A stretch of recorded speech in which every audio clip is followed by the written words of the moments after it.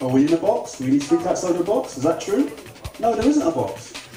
Right, so there's rules there, exactly, it's the same. So are there rules? Are there rules to follow? No. This is another saying. No one challenges these things, we have to challenge them. We have to challenge these things actually in the studio as well, while we're in the mode. And we'll find out why we don't challenge some of these things as well. So today, this is what we're going to be covering, finding your sound and who you are, the power of the mind, how I created a sound, my new sound, how your beliefs help you or hold you back, the real purpose of art, how energy affects you, what is music a vehicle to really achieve your true USP, and we'll talk about Full Cycle as well, and V, and Dope Dragon, and Philly Blood,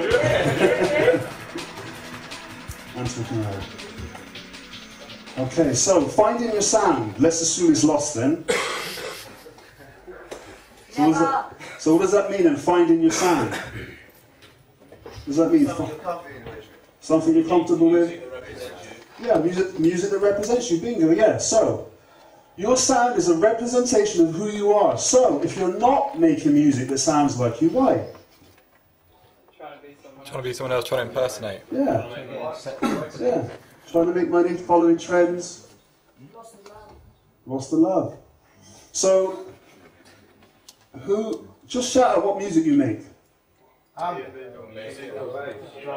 Music's a good answer.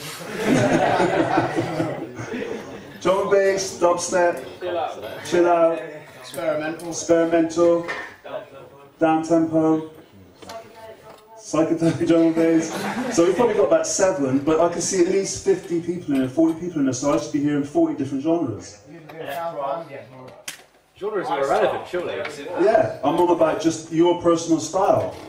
How can you really like put that across to someone though? Because if it's your style, then it's genreless. Yeah, that's what I mean by there should be everyone here should have their own style. They shouldn't be saying it's dubstep or hip hop or blah blah blah. They should have just calling out whatever it is that they do, and there should be 40 different versions of it, or however many people in the room. We're talking about being an individual. We're talking about following your path, following your vision, following your passion. From figuring out who we really are, so we wouldn't need to figure out what anyone else is doing. We'd be comfortable in what we do, and we'd be happy doing that. So you're right, there isn't any genres, but there are individuals with individual tastes, and people expressing those individual tastes. That's what we're interested in. So this is really about who we are and what's stopping that process.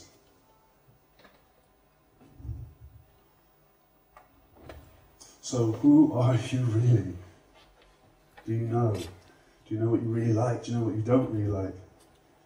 Have you collected together, ideas that motivate you, that propel you forward, that give you inspiration? Do you have heroes? Do you have villains?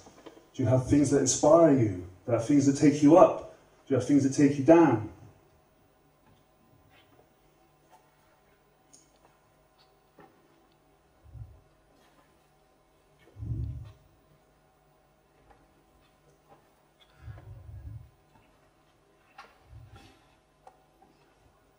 The most powerful story to tell is your own.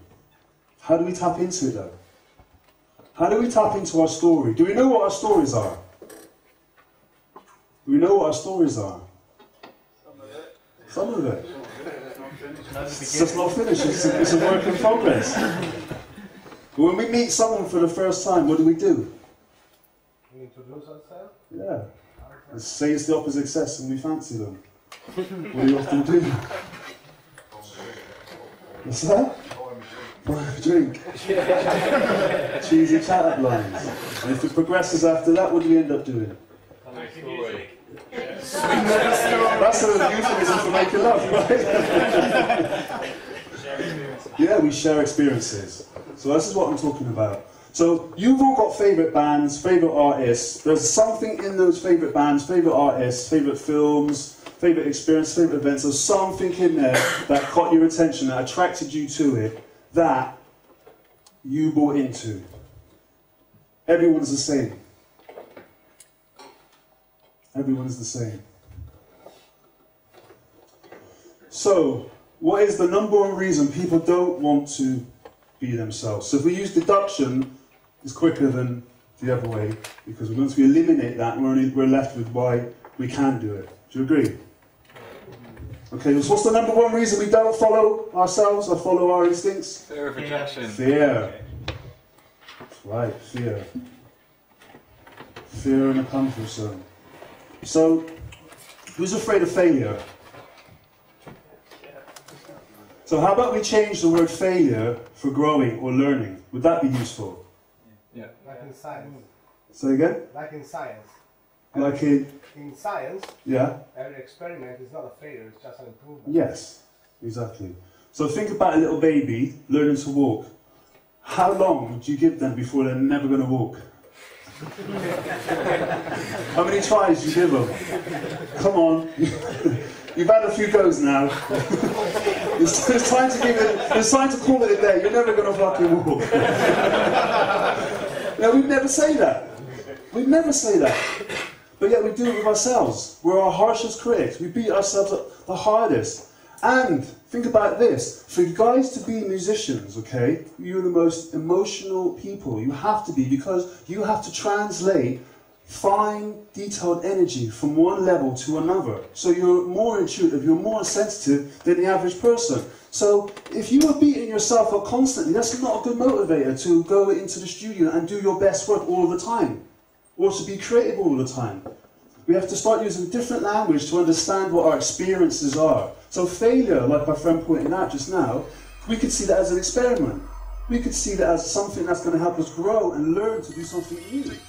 You have to be so certain of yourself and your achievements that you would stop at nothing to do what you need to do. How hungry are you guys? How hungry are you? Starving. How hungry?